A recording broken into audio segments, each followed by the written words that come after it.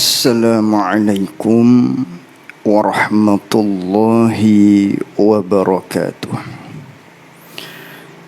Bismillahirrahmanirrahim. Alhamdulillahi rabbil alamin. Wassalatu wassalamu ala ashrafil anbiya'i wal mursalin wa ala alihi wa sahbihi ajma'in. Allahumma faqihna fid din wa 'allimna ta'wilih.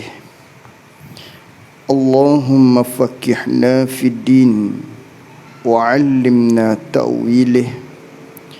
Allahumma faqihna fid din wa 'allimna ta'wilih.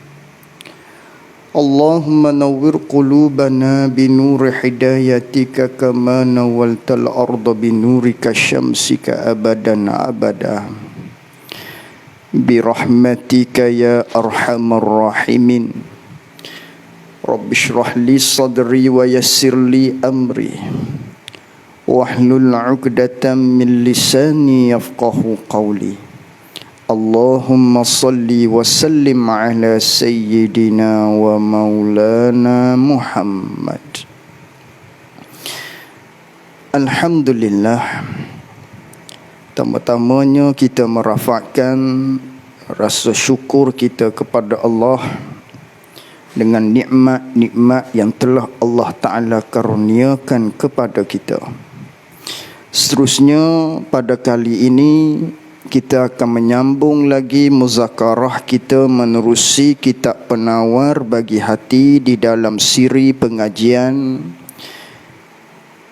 takmir daerah Kelang Selangor bagi surau yang terlibat, di mana kita membicarakan hal yang berkaitan dengan sifat hati yang mazmumah, sifat hati yang dicela oleh Allah Subhanahu wa taala, yang wajib ke atas kita untuk menghindari daripada bersifat dengan sifat hati yang dicela ini, yang merupakan salah satu daripada perkara-perkara yang jika kita memakainya, maka ia menyebabkan kebinasaan kita pada hari akhirat, yang ialah dikatakan dengan dosa pada bahagian batin. Yang kita maklum, dosa zahir seperti melakukan derhaka kepada kedua ibu bapa, ataupun seseorang itu berzina dan lain-lain daripada perkara-perkara yang diharamkan, maka ini ialah dalam rupa bentuk yang zahir. Namun ada satu lagi yang perlu kita jaga, yang perlu kita hindari daripada perkara-perkara yang diharamkan oleh Allah Subhanahu wa taala, iaitulah dosa yang melibatkan batin hati kita. Yang mana ianya perlu kita hindari sama sebagaimana yang zahir. Jadi kita membicarakan berkaitan dengan sifat hati yang dicela, iaitulah kasih akan kemegahan, suka kepada gah, suka kepada pangkat, kemuliaan, ketinggian, gila kepada perkara tersebut, yang ianya merupakan sifat hati yang dicela oleh Allah Subhanahu wa taala. Bukanlah nak dikatakan diri kemegahan itu sendiri dicela, tidak. Diri kedudukan itu sendiri dicela, tidak. Diri pangkat itu sendiri dicela semata-mata, tidak. Bahkan perkara tersebut jika terdapat di seseorang, maka ianya merupakan karuniaan, nikmat, anugerah yang Allah Ta'ala berikan kepadanya. Pangkatnya tinggi, kedudukannya tinggi, Daripada kerana pangkatnya tinggi inilah orang dengar kata dia, dan lain-lain daripadanya. Maka di sini tidak dicela pangkat, kedudukan, ketinggian, kemuliaan yang terdapat pada dirinya tersebut. Tapi bila kita gila, hati kita tu bersifat dengan kasih, suka berahi kepadanya, maka inilah yang dicela oleh Allah Subhanahu wa ta'ala. Ini merupakan sifat hati yang dicela, sebagaimana yang telah Allah Ta'ala berfirman di dalam Al-Quran, yang telah dinyatakan oleh pengarang kita dua dalil yang terdapat di dalam Al-Quran berkaitan dengan sifat ini, merupakan sifat yang dilarang oleh Allah, yang disebutkan di dalam firman Allah di dalam Al-Quran.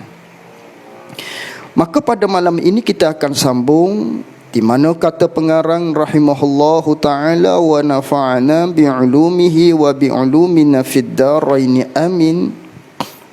Katanya pengarang, dan ketahui olehmu bahawasanya ubat bagi kasih akan kemegahan itu bersusun daripada ilmu dan juga amal.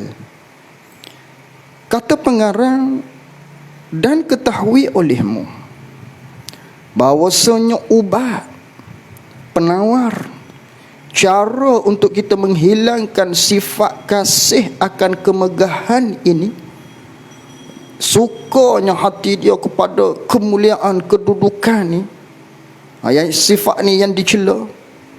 Maka penawarnya supaya kita tak bersifat dengan sifat ini, ianya bersusun daripada ilmu dan amal. Perlu ada ilmu, perlu ada amal, perlu dicampuri dengan pengetahuan di seseorang dan juga amal di seseorang, barulah ianya akan dapat diubati sifat tersebut. Sekiranya hanya ada ilmu tahu berkaitan dengan kasih, kemegahan ini sifat yang dicela, tapi amalnya tidak, tak jadi, maka tak dapat, tidak perlu ada ilmu pengetahuan kita panggil. Yang kedua, kita perlu beramal dengan dia. Ini penawar dia. Ini tidak ada di farmasi, tak ada dijual di kedai-kedai. Ubat ni hanya ada di dalam kitab-kitab, di dalam buku-buku agama yang berbentuk ilmu tasawuf, yang wajib kita pelajari dia. Maka ubatnya perlu ada ilmu dan juga perlu kita amal. Maka apakah ilmu yang perlu kita tahu, yang merupakan penawar daripada kita bersifat dengan sifat kasih akan kemegahan ini? Maka kata pengarang, adapun ilmu, macam mana?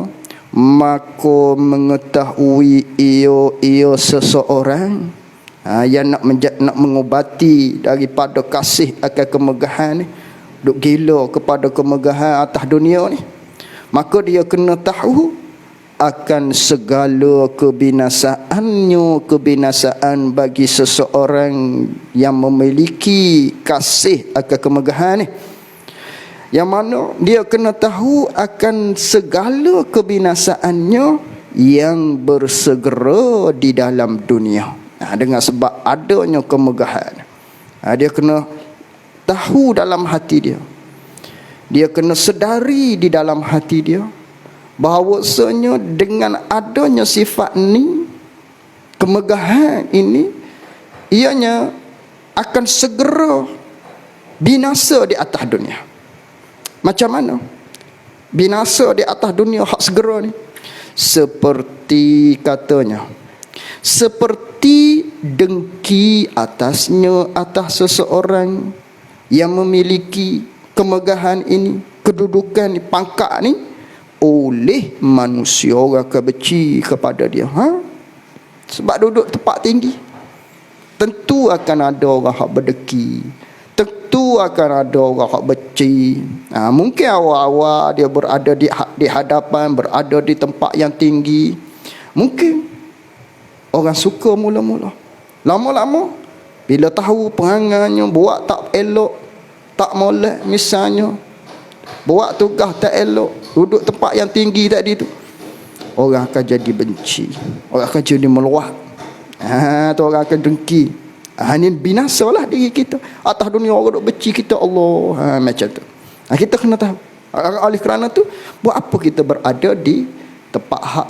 Kita duk kejar kemuliaan tadi. Kita duk kejar kedudukan, pangkat tadi tu. Yang mana orang akan duk benci pada kita. Tak payah. Itu ilmu kita kena tahu. Dan menyakiti, yang keduanya, kebinasaan yang bersegera di atas dunia ni, dan menyakiti mereka itu manusia, masyarakat, akan seorang yang ada kemegahan, yang ada kedudukan. Orang bila berdeki, mana kalau orang duk benci, orang akan menyakiti kita dengan kata-kata ke, dengan perbuatan ke, dia ni macam-macam lah. Orang akan sakiti kita. Dan susah yang ketiga, dan susah ia seseorang pada memelihara kemegahan hak terdapat di seseorang tadi. Susah dia nak pelihara daripada hilang, daripada maknanya jatuh daripada kedudukan yang ada tadi. Susah kita nak kekal tadi. Susah kita nak pelihara kedudukan pangkat hak kita ada tadi. Kerana apa susah? Kerana tiap-tiap orang yang mempunyai kemegahan itu, sentiasa ia tiap-tiap orang yang mempunyai kedudukan pangkat ni, dia senantiasa di dalam ketakutan. Ketakutan apa? Ketakutan daripada hilang akan kemegahan. Dia sentiasa berada di dalam kebimbangan. Mungkin tahun depan akan ada apa kata undian pula. Sudah dah lah. Susah hati dia untuk kekalkan pangkat ataupun kekalkan kedudukan hak tinggi hak dia ada tadi. Berada dalam kebimbangan. Sudah begitu. Kerana apa? Sentiasa berada dalam kebimbangan. Hilang kemegahan tadi tu dengan berubah, yakni dengan sebab berubahnya hati manusia ni. Manusia ni hati dia senantiasa berubah-ubah. Hati manusia ni senantiasa berubah-ubah. Dan Allah Ta'ala tu ialah muqallibul qulub. Allah Ta'ala tu muqallibul qulub, yang membalik-balikkan akan segala hati-hati manusia. Manusia ni duk berubah-ubah hati. Sebab tu hati qalbun dinamakan qalbun. Hati dinamakan dalam bahasa Arab dipanggil qalbun kerana qalb benda hak duk senantiasa berubah-ubah, kan begitu, kan begini. Maka manusia ni maknanya dia akan berubah hati dia. Sekejap suka pada orang ni, sekejap dia akan berjatuh orang ni, dengki pada orang ni, nak berjatuh. Maka bila kita berada pada kedudukan yang tinggi, orang akan nak berjatuh kita. Maka kita nak kekalkan dia berada dalam kebimbangan selalu. Serabut kita ni, nak kekalkan. Maka tak payah kita duk kasih kepada kedudukan. Duk kasih, duk gila sangat kepada kedudukan pangkat ni. Ini sifat yang dicela pada syarak. Iaitu yang pertama ubat dia. Yang kedua, ubat ilmu hak yang kedua. Dan mengetahui ia seseorang akan bahawasanya, dan mengetahui ia seseorang akan bahawasanya, jika adalah kemegahan seseorang tadi tu, kedudukan hak dia ada miliki tadi tu, sampai sujud baginya, bagi seseorang ni, siapa akan patuh baginya, bagi seseorang oleh manusia. Manusia duk sujudlah ke dia. Sujud maknanya patuhlah, taatlah pada dia, apa dia kata orang buat. Kalau begitulah kemegahan kita, kedudukan hak kita ada tadi siapa begitu nah. Nescaya kita kena ada dalam hati kita, tanam dalam hati kita nescaya tiada berkekalan ia kemegahan kedudukan tadi tu. Tak kekal hak tu. Sebab apa? Walaupun orang duk patuh pada dia, oh hebatlah dia ni, tak kekal hak ni. Kerana ia seseorang itu akan mati. Nak gimananya akan mati kita ni. Demikian juga sekalian yang sujud, yang patuh, orang-orang hak patuh kepadanya, kepada seseorang akan mati juga. Nak buat apa kedudukan tinggi tadi tu? Nak buat apa dengan pangkat hak tinggi tadi tu? Orang walaupun duk patuh kepada dia sekalipun, lama-lama kita akan mati. Tak ada lah bila kita mati. Kemudian orang hak patuh pada kita tu pun dia akan mati. Tak ada dah lah. Baik kita cari ketinggian hak akhirat. Hak tu akan berkekalan. Hak memang akan berkekalan. Bekal kita untuk akhirat. Cari ketinggian yang tu. Bukan mencari ketinggian di atas dunia. Tidak. Tidak. Maka betapa suka ia seseorang dengan kemegahan dunia yang binasa. Buat apa kita duk suka dengan kedudukan dunia ni? Hak binasa. Yang menyebabkan kita tu hilang kemegahan, kedudukan, ketinggian kita di akhirat yang berkekalan. Tak ada faedah langsung begitu. Buat apa? Tanya diri kita. Tanya diri kita buat apa? Baik cari kedudukan hak tinggi di sisi Allah Subhanahu wa taala. Itu dua penawar hak perlu kita tahu dari sudut ilmunya supaya kita tu hilang kasih pada kemegahan. Satunya maknanya iaitulah kita kena tahu, tanam dalam hati kita bila berduduk kedudukan hak tinggi, hak kita duduk gila-gila nak kepada ketinggian tadi tu, bila duduk di tempat yang tinggi orang akan dengki pada kita, orang akan sakit hati pada kita, orang akan khianat kita. Orang akan bersumpah kita kalau kita tak kena. Kemudian kita nak jaga pangkat tadi tu daripada hilang. Duduk dalam serabut. Buat apa? Baik cari hak akhirat. Gitu. Yang kedua, bila ada kedudukan ketinggian tadi, kalau orang patuh pada kita pun, orang tu akan mati, kita pun akan mati. Sampai bila nak benda tu? Baik cari kemegahan akhirat. Kedudukan, ketinggian, kemuliaan di sisi Allah Subhanahu wa taala. Itu dengan ilmu. Bila kita tahu gitu, amal lah pulaknya. Macam mana pula dengan amal? Dan ada pun amal. Dengan amal, dengan perbuatan kita kena buat dia.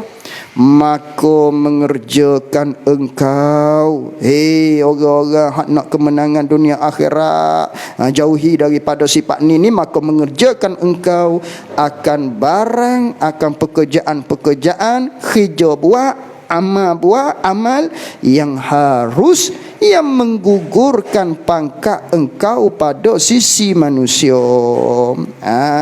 Buatlah pekerjaan-pekerjaan hak haru, amal-amal hak haru, khija-khija hak haru, ya orang tu maknanya tak angkat kita. Buat perkara-perkara biasa-biasa sudahlah. Begitu. Contoh, seperti barang yang diceritakan. Dia nak cerita.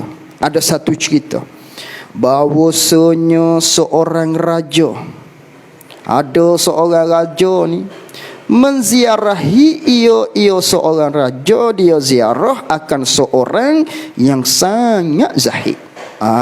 Manakala raja tu tahu ada seorang di negeri dia tu, tempat dia tu ada seorang yang sangat zahid, maknanya ada seorang yang terkenal, orang ni zuhud, orang yang cinta akhirat, orang yang tidak kasih kepada dunia.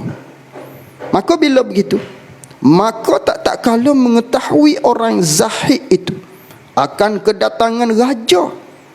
Raja nak mari bertemu dengan dia. Bila dia tahu, maka menyuruh ia orang yang zahid dengan menghidangkan makanan. Dia suruhlah isteri dia ke buat makanan ni, raja nak mari ni. Raja nak mari ziarah dia ni. Kerana dia orang yang zahid. Raja nak tengoklah setara mana, sehebat mana orang yang zahid ni. Lalu tu maka memakan ia orang yang zahid dengan mana kalau raja tu mari, dia pun sambut jemput makan, maka memakan ia orang yang zahid tadi dengan bersangatan loba, dengan bersangatan makna kata macam orang-orang biasalah, makan dengan taat, dengan loba, dengan tamak lah kita panggil, puak ambil lauk pula puak, macam tu. Dan membesarkan ia orang yang zahid akan suapan bagi orang yang zahid. Dia pun membesar-besar, makan ambil ni, lalu tu membesar-besar, maknanya nasi itu mungkin boleh jadi dia kepal besar, buruk makan, tidak kata makan slow. Kau orang zahid sepatutnya begitu. Apa ni dia buat macam ni? Dia buat macam tu supaya hilang zahidnya, zahid orang yang zahid tadi tu hilang dari dalam hati raja itu. Supaya raja tadi kata, apa zahid macam ni? Zahid apa macam ni? Kata zuhud sangat, zuhud apa?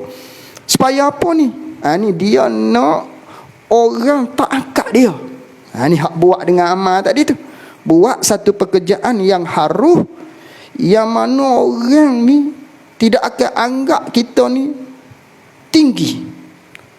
Buat satu benda macam tu supaya hati kita tidak ada sifat-sifat kasih akan kemegahan tadi. Bila buat macam ni, maka hilanglah sifat tadi tu. Kita tak mahu orang duk anggap kita ni tinggi, kita tak mahu kejar benda tu. Maka tengok orang, ada satu cerita yang diceritakan dalam kitab ni, orang yang zahid, bila raja tahu dia tu zahid, dia nak tengok macam manakah kezahidan dia tadi, hingga kan bila dia tahu macam tu, dia buat benda yang supaya raja ni tak akak dia. Tak akak dia. Tak angkat jadi hebat dia ni. Tak. Dia tak mahu benda tu pangkat kedudukan atas dunia, dia tak mahu. Lalu tu maka tak kalau melihat akan yang demikian itu, demikian orang yang zahid tadi itu, hak asalnya, hakikatnya, makan dengan lobo, makan pula maknanya suapannya besar-besar tadi, angkat makan, tidak makan relax, slow-slow, tidak. Maka bila melihat yang demikian itu oleh raja tu, maka berpaling ia raja daripadanya, baliklah. Tak ada apa-apalah, ingat nak bagi pingat-pingat ke macam mana kau tadi, nak bagi kedudukan pada orang ni ke macam mana tadi, balik saja-saja dah lah. Jadi raja tu tak angkat lah dia tadi. Lalu tu manakala pula raja tadi, maka berkata orang yang zahid itu, lepas dia pulang lah, dia pun bersyukur pada Allah Ta'ala, alhamdulillahillazi sarafaka anni, artinya segala puji bagi Allah Ta'ala yang telah memalingkan ia Allah akan dikau, yakni akan raja tadi, daripada aku, selamat aku daripada kedudukan yang tinggi di atas dunia ni, hak aku tidak mahu. Selamat dia tak mahu kepada kedudukan kemuliaan hak tinggi di sisi manusia, ya tak sih. Dia naknya kedudukan di sisi Allah Subhanahu wa ta'ala. Habis itu. Bukan maknanya kita kalau ada orang beri kita tak ambil pangkat tersebut, tapi kita gunalah maknanya ubah tadi, aku tak layak, macam tu. Aku tak pandai lah, orang lain lah hebat laginya, tak pandai kita, macam tu. Supaya kita tu tak kasih pada kemegahan ni, tak kasih kepada kedudukan yang tinggi ni, tak kasih kepada benda-benda tersebut yang merupakan sifat yang dicela. Tapi bila orang duk letak kita, ada dah orang lain, mulah gila kau lah hak sesuai sekali, hak layak sekali, tak pandai kita. Bila orang letak juga, terima, maka kita galas dia sebagaimana yang telah ditetapkan oleh agama kita, oleh Allah Subhanahu wa taala. Maka kita gunalah pangkat tersebut, begitu. Dan kemuliaan tu sendiri, kedudukan tu bila kita dapat, kita gunalah kepada perkara-perkara yang berlandaskan syarak. Beri nasihat. Dah orang kita ni duduk tempat yang tinggi, kita cakap apa orang akan dengar, maka kita buatlah satu-satu benda yang menguntungkan kita di akhirat. Suruh orang solat. Jangan ada staf-staf kita ni tak solat. Kita boleh paksa lah benda-benda macam tu. Itu semua hak ni dipuji oleh Allah Subhanahu wa taala. Ataupun kita duduk tempat tinggi, sebelum ni ada berjoget di dalam pejabat kita, ada buat perkara-perkara yang dilarang oleh Allah Ta'ala, duduk menyanyi apa semua, karaoke. Kita ada kedudukan yang tinggi, kuasa, kita guna dia. Tak boleh. Aku sudah ada kedudukan dah sekarang, tidak dibenarkan sama sekali program-program yang maksiat ini, program-program yang Allah Ta'ala larang macam ni. Tak benar. Ini dipuji oleh Allah Subhanahu wa taala. Tapi kalau kita guna pangkat kita kepada ke arah yang salah, kita akan disoal oleh Allah Subhanahu wa taala. Binasa kita pada negeri akhirat. Habis itu bab yang ketujuh pada menyatakan kasih akan dunia. Wallahu a'lam wa ilmuhu wa atam. Jazakumullahu khairan jazaa. Assalamualaikum warahmatullahi wabarakatuh.